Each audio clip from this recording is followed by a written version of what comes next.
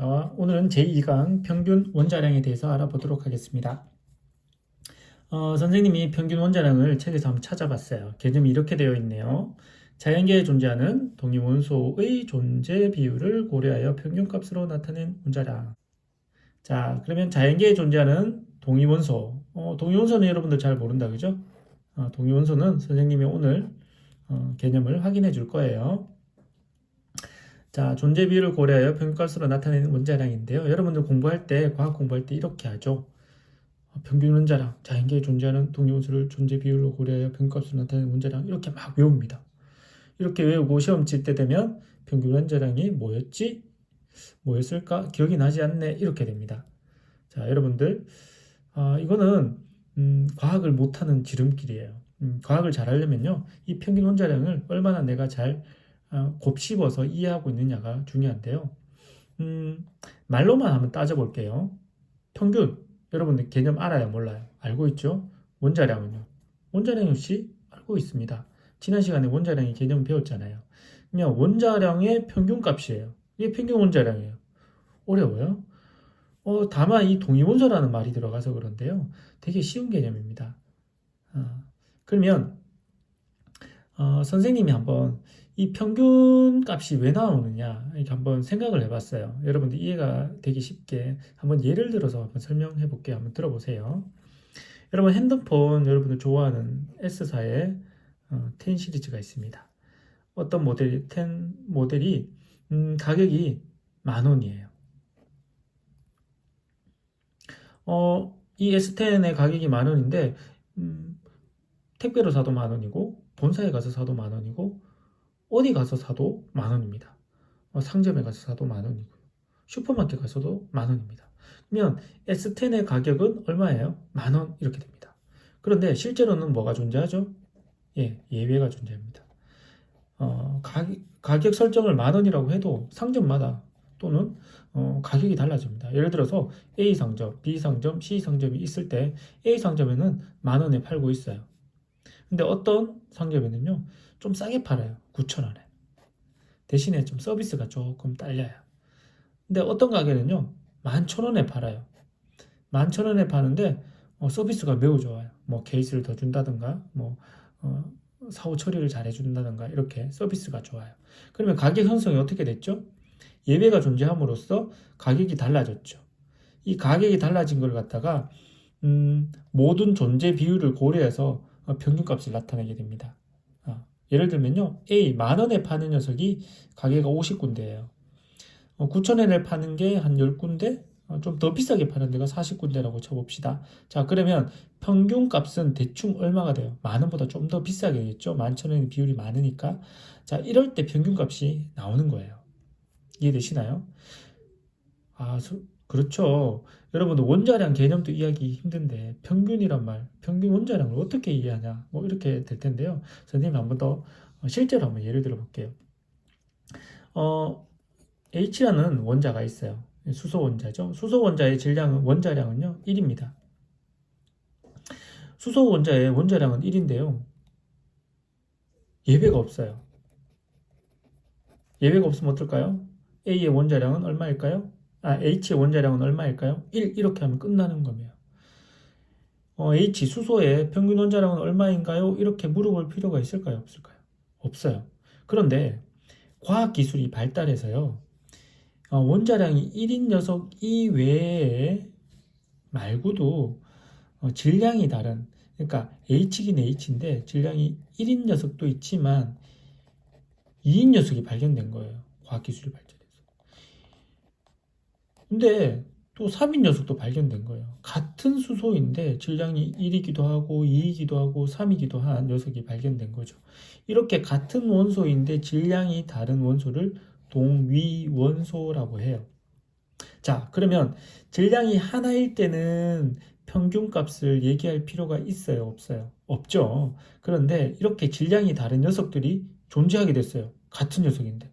그러면 어떻게 돼요? 이걸 다 한꺼번에 나타낼 필요가 있겠죠. 이때 평균이라는 개념이 나옵니다. 자, 이 녀석이 얼마나 존재하느냐, 이 녀석이 또 얼마나 존재하느냐에 따라서 평균값을 나타낸 거죠. 이것이 평균 원자량이 됩니다. 왜 평균 원자량 개념이 나온지 알겠죠? 자, 여러분들 어렵게 생각하지 마시고요. 꼭 이해하시기 바랍니다. 선생님이 동위원소에 대해서 알려드렸는데요. 동위원소가 무엇인지 한번 확인해 보도록 하겠습니다. 자, 원자 번호가 같아요. 그러니까 원자 번호가 같다는 말은요, 같은 원소라는 말입니다. 그리고 양성자 수가 같아요. 양성자 수가 원자의 특징을 결정짓거든요. 그래서 양성자 수에 따라서 원소를 구분하는데 그것이 원자 번호가 됩니다. 원자 번호가, 그러니까 밑에 얘가 있는데요. 수소가 있죠. 이 수소는요, 양성자가 하나가 있어서 원자 번호 1이 됩니다. 양성자 수가 원자 번호고 같은 원소가 된다는 거 기억하시고요. 자, 동위원소는 원자 번호가 같고 질량이 다른 원소라고 되어 있습니다. 자, 여러분들 중학교 때 원자의 구조에 대해서 배웠죠? 원자는 양성자, 중성자, 전자로 구성되어 있어요. 자, 양성자는 여기 플러스로 표시되어 있고요. 중성자는 그냥, 전자는 마이너스로 표시되어 있는데 양성자와 중성자의 질량은 거의 같아요. 그런데 이 전자는요, 매우 작아서 양성자와 중성자에 비해서 매우 작아서 무시할 수 있을 정도로 작습니다. 그럼 질량을 나타낼 때는 전자는 무시합니다. 자, 그러면 수소를 한번 볼까요? 일반적인 수소는 양성자 한 개로 이루어져 있습니다. 그러니까 원자 번호가 1번이 되고요. 자, 질량이 1이 됩니다. 그런데 물론 전자는 무시하고요. 이 중수소라는 녀석이 있습니다. 들어봤을 텐데요. 같은 수소이지만 다른 질량을 가진 수소입니다. 양성자가 하나가 있고요. 중성자가 하나가 있어요. 자, 그런데 양성자와 중성자의 질량이 어떻다고 했어요? 비슷하다 했죠? 거의 같습니다. 그래서 1, 1 상대적으로 2가 됩니다. 이 녀석은 1이 되겠고요. 자, 그러면 역시 전자를 무시하고요. 삼중수소라는 녀석이 있는데요.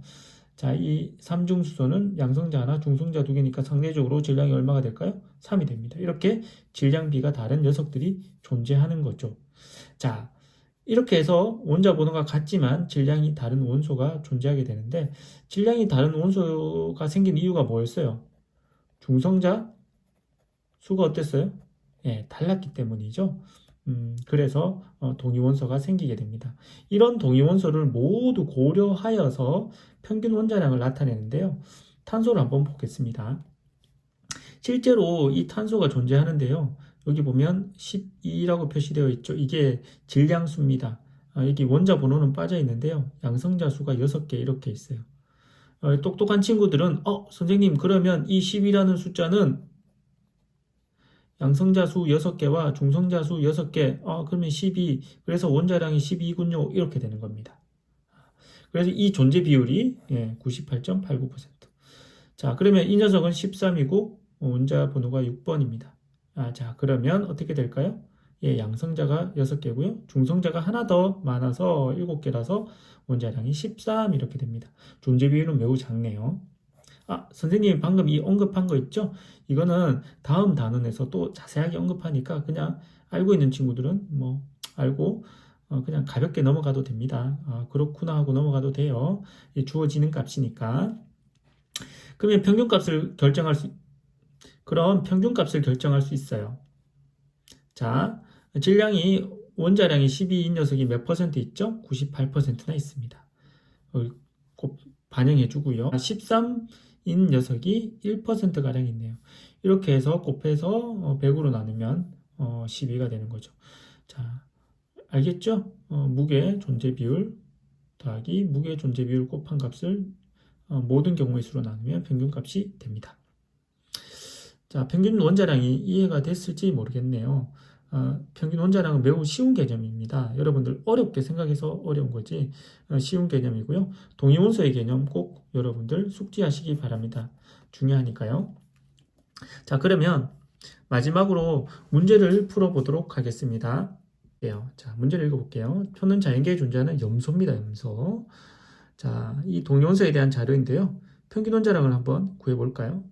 실제로 존재하는 녀석이 35번, 질량수가 35, 37인 녀석이 두 가지가 존재하는데요. 자, 원자량이 각각 이렇습니다. 예. 질량수와 똑같죠. 존재 비율은 75%, 25%. 계산하기 편하겠네요. 자, 한번 식을 적어 보세요, 여러분들. 선생님이 한 5초 정도 시간을 줄게요. 귀찮더라도 한번 여러분들이 직접 적어 보면 아마 기억이 더 잘 될 겁니다. 자, 다 적었죠? 자, 그러면 원자량 35에 몇 퍼센트 존재하죠? 예, 75% 존재합니다. 자, 37이 몇 퍼센트 존재하죠? 예, 25% 존재합니다. 자, 이게 총 경우의 수가 100이니까 100으로 나누면 자, 어떤 값이 나오겠죠? 아마 35에 좀 더 가까울 거예요. 그죠? 35점 얼마 이렇게 나올 것 같은데요. 자, 계산식은 여러분들 계산기로 하고요. 자, 이렇게 정리하겠습니다. 여러분들 평균 원자량 개념 쉽습니다. 어렵게 생각 공부하지 마시고요. 여러분들 알고 있는 개념으로 여러분들의 단어로 여러분들의 해석으로 평균 원자량의 개념을 이해하시기 바랍니다.